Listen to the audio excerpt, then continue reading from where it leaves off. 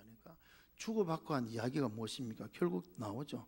예수님 죽으심과 부활에 대한 그 이야기를 서로 나누고 있었습니다. 모르는 것이 아니었죠. 예수님 오셨죠. 예수님 못 알아봤죠. 그럴 때 그러면서 오히려 그들이 글로라바라는 사람이 예수님에 대해서 핀잔을 주고 있습니다. 당신은 예루살렘에 체류하면서도 요즘 거기서 된 일을 혼자만 알지 못하느냐. 자기들은 다 알고 있단 말이에요. 우리는 다 알고 있는데 왜 너는 모르느냐 식으로 오히려 예수님을 향하여서 비난하고 핀잔을 주는 그런 모습을 볼 수 있죠.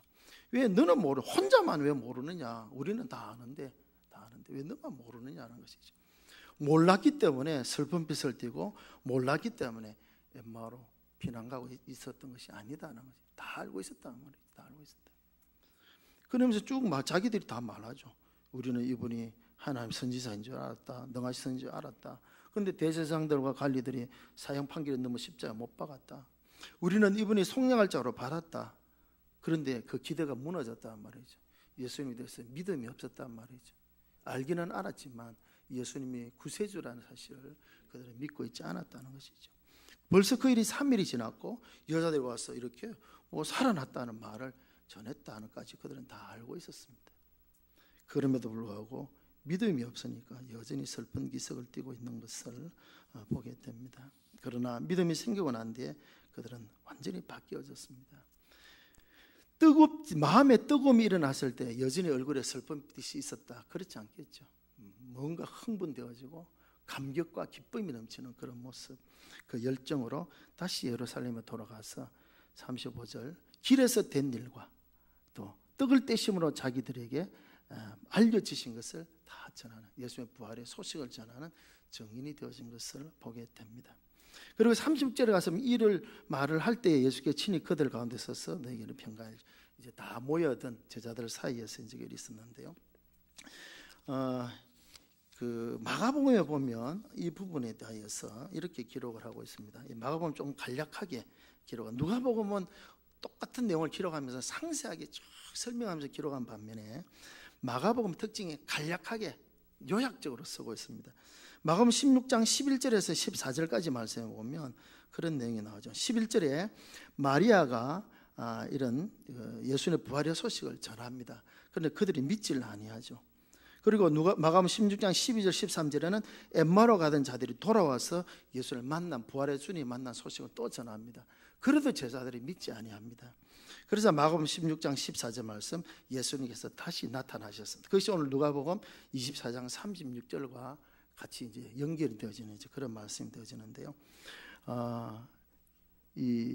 오늘 여기 보면 말씀에 보니까 38절에 보니까 예수께서 어찌하여 두려워하여 어찌하여 마음에 의심이 일어나느냐, 상당히 부드러운 표현을 누가는 쓰고 있는데, 마가복음 16장 14절에는 이때 나타나신 예수님께서 제자들에게 바로 그렇게 책망합니다.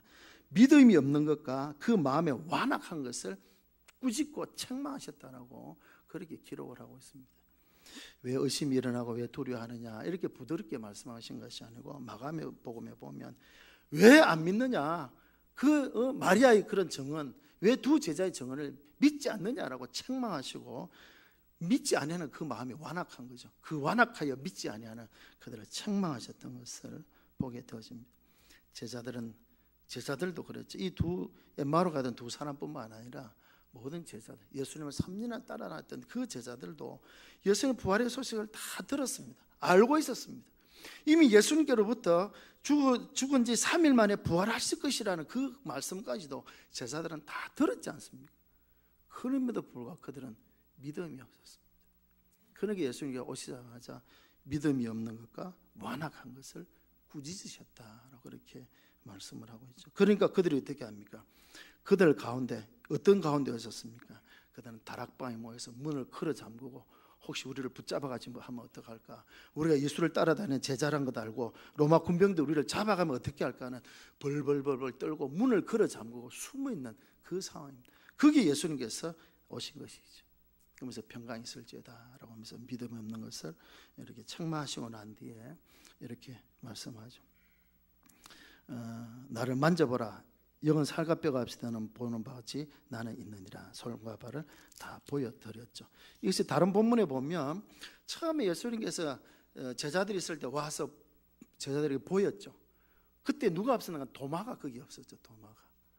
나는 예수님 만져봐야 나는 믿겠다. 나 확실히 믿겠다. 나 못 믿겠다 할 때 예수님께서 다시 이렇게 나타나셔서 도마에게 봐라. 만져봐라. 손을 옆구리 넣어봐라. 그리고 믿음 없는 자가 되고 믿는 자가 되라고 예수님께 그렇게 말씀하셨죠.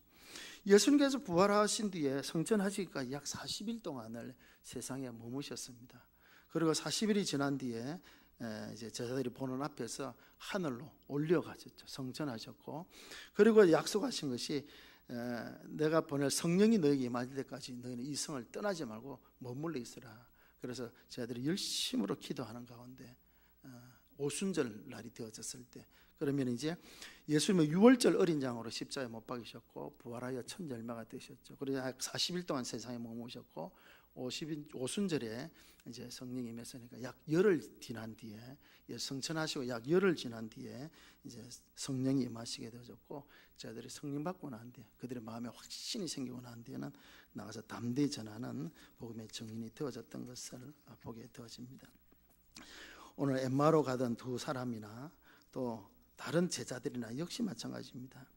그들이 몰랐기 때문에 슬픈 기색을 띠고 몰랐기 때문에 두려움 가운데 있었던 것이 아닙니다. 다 알고 있었습니다. 다 알고 있었습니다. 그럼에도 불구하고 왜 그들은 여전히 슬픈 짓을 띠고 절망과 시리에 빠져 있습니까? 믿지 아니하니까. 믿지 아니하니까. 예수님께서 답답한 게 그겁니다. 오늘 두 사람에게도 이 미련한 사람들아, 선자들의 말한 모든 것을 왜 더디 믿느냐, 왜 안 믿느냐는 안 믿냐, 믿음 없음을 책망하셨던 것을 보게 되어지죠. 제자들에게도 역시 나타나셨어요. 그들의 믿음 없는 것과 완악하니까 믿지 않는 거죠. 그것에 대해 책망하셨던 것을 보게 되어집니다. 믿음이 없을 때는요, 슬픈 띠을 띠고 절망과 시리에 빠져 있고요, 그렇게 됩니다만은, 그러나 믿음을 가지고 난 데는 그들은 완전히 변화된 그런 삶을 살았던 것을 보게 되어집니다. 두 제자도 그 밤에, 그 깜깜한 밤에 다시 그 위험한 예루살렘으로 다시 되돌아가는 열정이 생기게 되어졌고요, 제자들도 역시 마찬가지로 이제 부활에 대한 확신을 가졌을 때 그 믿음을 가지고 나가서 담대히 전하는 자가 되어졌고, 제자들 그이가 다 순교의 제물이 되면서도 복음 전하는 열정적인 삶을 살았던 것을 우리가 보게 되어집니다.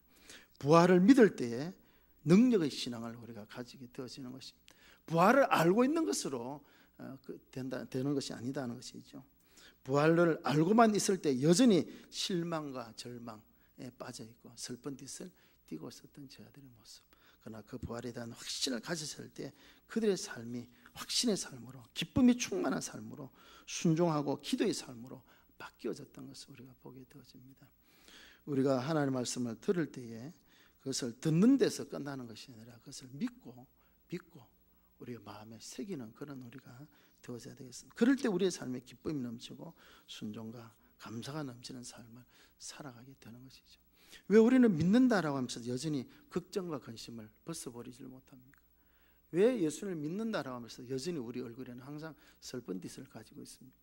알기는 아는데, 믿는다고 그러고 말은 하는데 그 믿는 것이 정말 믿는 것이 아니라 알고 있는 것을 믿는 것으로 착하고 있기 때문이 아닌가라고 하는 것입니다. 정말 바른 믿음 가지고 살아가는 그런 우리가 되어야 되겠고, 그래서 그 믿음으로 부활에 대한 확신을 가지고 먼저 기쁨과 감사가 넘치는 삶, 그리고 또 이 부활하신 주님을 담대히 전하며 살아가는 그런 저와 여러분들이 되시기를 바랍니다. 오늘 17절에만 똑같은 사람이죠. 똑같은 두 사람, 엠마오로 가던 두 사람, 똑같은 사람인데 17절에는 그들의 얼굴에 슬픈 빛을 띠고 있었습니다. 그들이 부활을 몰랐기 때문이 아니었다는 거죠. 상세하게 설명할 정도로 그들이 다 알고 있었습니다. 그러나 여전히 그들의 얼굴에는 슬픈 빛이 있었습니다. 그러나 32절, 그들이 서로 말하되, 그들은 다른 사람이 아니라 바로 그 두 사람입니다. 그런데 부활에 대한 확신을 가지니까 슬픈 뜻이 없어지고 마음에서부터 뜨거움과 감격이 일어났던 것을 우리가 보게 되어집니다. 우리는 이 두 사람 가운데, 이 두 사람의 이 모습 가운데 어느 쪽에 더 가까운지를 우리가 생각하면서 다시 한번 우리가 이 부활절을 맞이하게 되는데, 부활절 또 부활절이네, 뭐 다 아는데, 뭐 부활절 계란 주고 뭐 계란을 왜 주는지도 다 알고 다 아는데, 뭐 그것이 아니라 그것이 나와 무슨 의미가 있는지, 정말 그 부활하신 예수를 믿음으로 나의 삶에 어떤 일이 나게 될 것인지. 예수님의 부활이 없었다면 우리는 영원히 영원한 죽음에 던질 밖에 없는 우리들이지만 예수님이 부활하심으로 고린도 15장 바울사도는 말하지 않습니다. 예수님은 잠자는 자들의 첫 열매가 되셨다. 첫 열매라는 것은 계속한 열매가 맺어진단 말이거든요. 예수님이 부활의 첫 열매 됐어요. 이제 우리가 예수님의 부활과 함께 우리도 부활하여 영원한 생명 얻게 된 확실한 보증이 되었다는 것을 기억하면서 이제는 더 이상 슬픈 띠를 띠고 살아가는 우리가 아니라 마음의 뜨거움으로 기쁨과 감격으로 이 부활에 대한 확실한 믿음과 소망을 가지고 살아가는 그런 저와 여러분들 다 되시기를 바랍니다. 우리 찬송 우리 171장 같이 찬송하도록 하겠습니다.